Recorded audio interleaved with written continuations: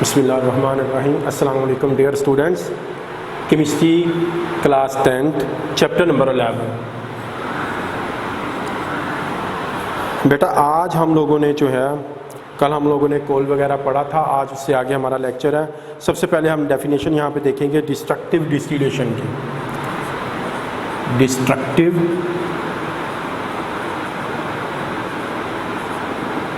Distillation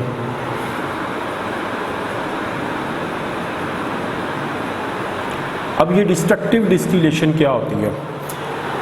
destructive distillation जो होती है strong heating of coal in the absence of air, हवा की गैर मौजूदगी में कोयल को हीट करना जो है उसको हम डिस्ट्रक्टिव डिस्टिलेशन कहते हैं। Strong heating of coal in the absence of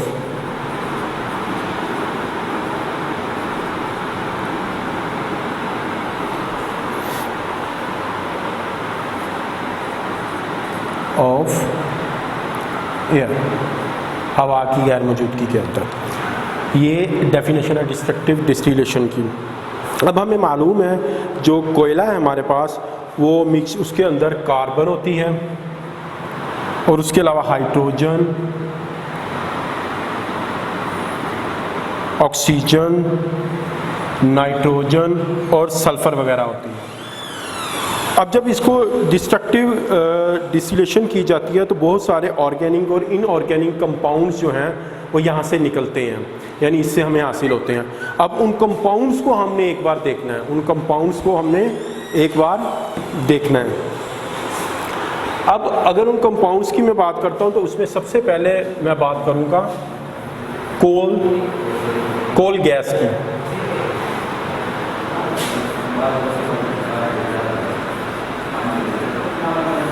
coal gas, अब ये कोल गैस क्या होती है? असल में ये मिक्सचर होता है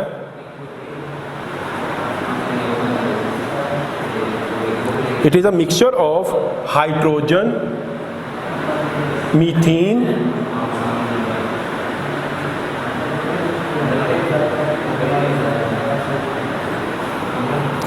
और कार्बन मोनोऑक्साइड का।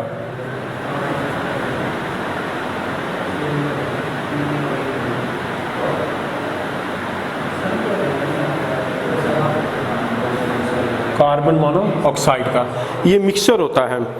अब इसको जब बर्न किया जाता है तो ये हीट प्रोड्यूस करता है, produce heat when it burn. जब इसको बर्न करेंगे, हम जलाएंगे तो ये हीट प्रोड्यूस करेगा। इसी वजह से ये फ्यूल के तौर पर इस्तेमाल होता है, ठीक है ना, यूज एज अ फ्यूल।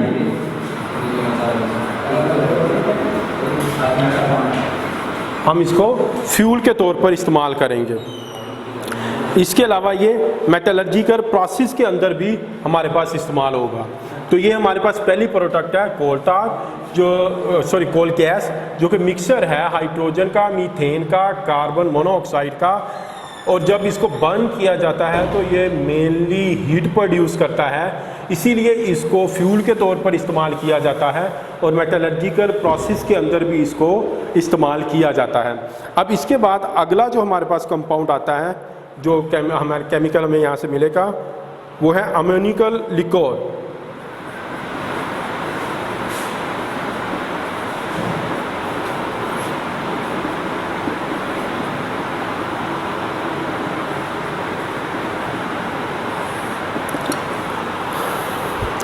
अब ये सॉल्यूशन होता है अमोनिया गैस और वाटर का।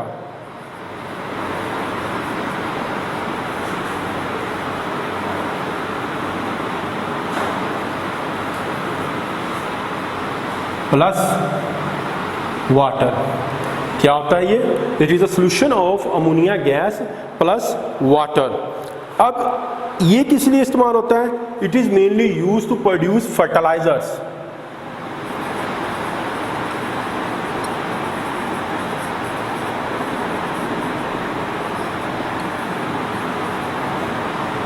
फर्टिलाइज़र्स बनाने के लिए इस्तेमाल किया जाता है।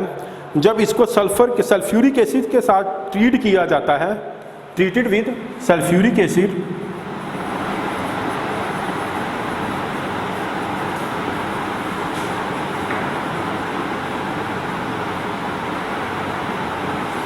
treated with sulfuric acid produce ammonium sulfate.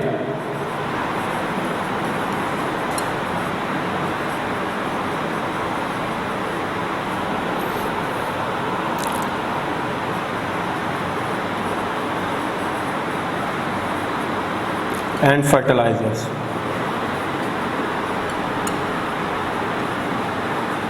एक बार फिर देखें, अमोनिया का लिक्योर होता है, it is a solution of ammonia gas plus water, it is used to produce fertilizers, when it is treated with sulphuric acid it produce ammonium sulphate and fertilizers. Next हमारे पास है coal तार।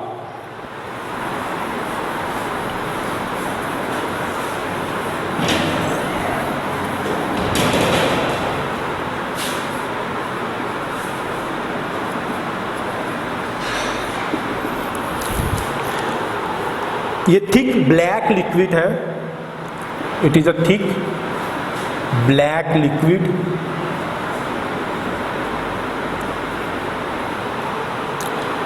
जिसके अंदर at least mixture है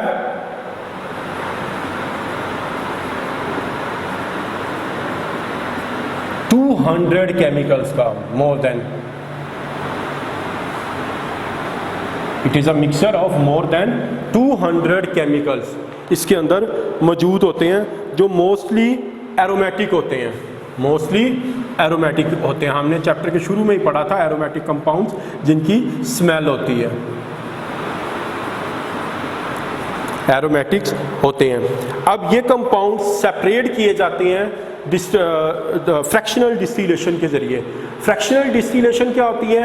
fractional distillation होती है तो टेम्परेचर के मुताबिक की जाती है, यानी जिस चीज़ का जो बॉइलिंग पॉइंट होता है वो लो होता है, वो सरफेस पे आ जाती है, उसको हटा लिया जाता है, फिर उसके बाद उससे ज़्यादा, उससे ज़्यादा वाली, फिर उससे ज़्यादा वाली, उससे ज़्यादा वाली, ठीक है ना।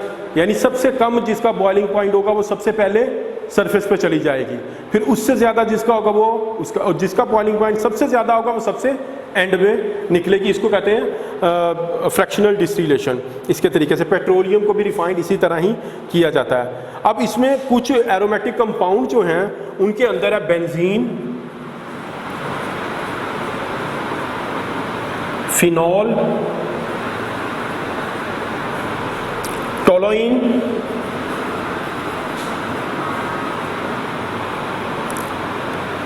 एनिलीन वगैरह वगैरह। अब ये केमिकल्स जो हैं ये यूज होते हैं ड्रग्स के लिए, पेंट्स के लिए, यानी इंडस्ट्री में बहुत ज़्यादा जगहों पे ये इस्तेमाल होते हैं। Varnish, plastic, synthetic fibre,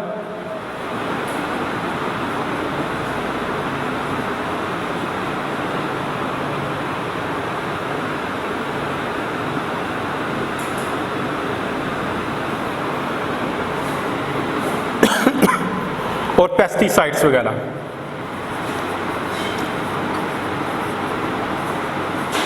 pesticides के लिए इनको इस्तेमाल किया जाता है। इसके अलावा भी जब कोल तार में एंड में जो ब्लैक रेजिड्यू बच जाता है, कोल तार का जो ब्लैक रेजिड्यू है, जो एंड में जो बाकी बच जाता है, उसको हम कहते हैं पिट, ब्लैक रेजिड्यू।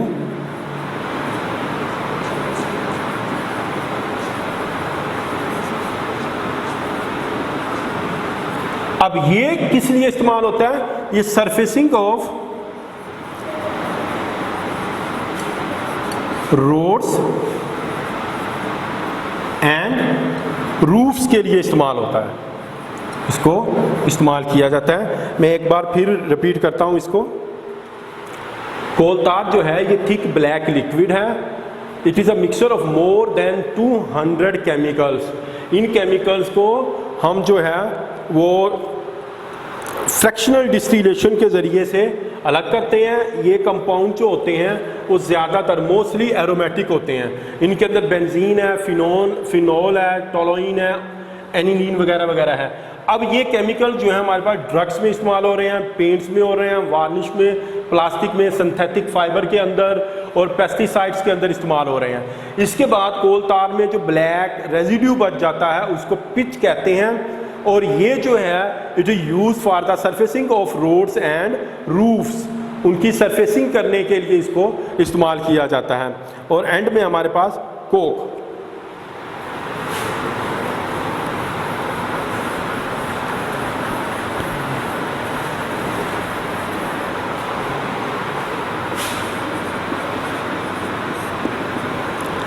अब ये 98% कार्बन होती है, 98% कार्बन होती है। अब इसको जो है इसको डिस्ट्रक्टिव डिस्टिलेशन की जाती है और इसके वोलेटाइल कंपोनेंट जो होते हैं उनको अलग कर लिया जाता है। इसको मेनली हम जो है वो यूज़ करते हैं मेटल्स की एक्सट्रैक्शन के लिए, जैसे आयरन है, एक्सट्रैक्शन ऑफ मेटल्स के लिए इसको यूज़ किया जाता है।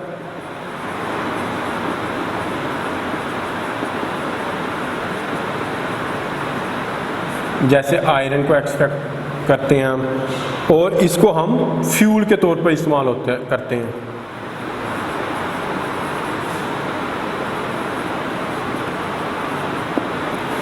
तो ये कुछ कंपोनेंट्स थे, केमिकल्स थे जिनको हम लोगों ने आज स्टडी किया है। आप लोगों ने इनको कल लर्न करके आना है, और इससे मुतालिक कोई भी क्वेश्चन हो तो आपने मेरे व्हाट्सएप नंबर पर मुझसे कर लेना है। Thank you.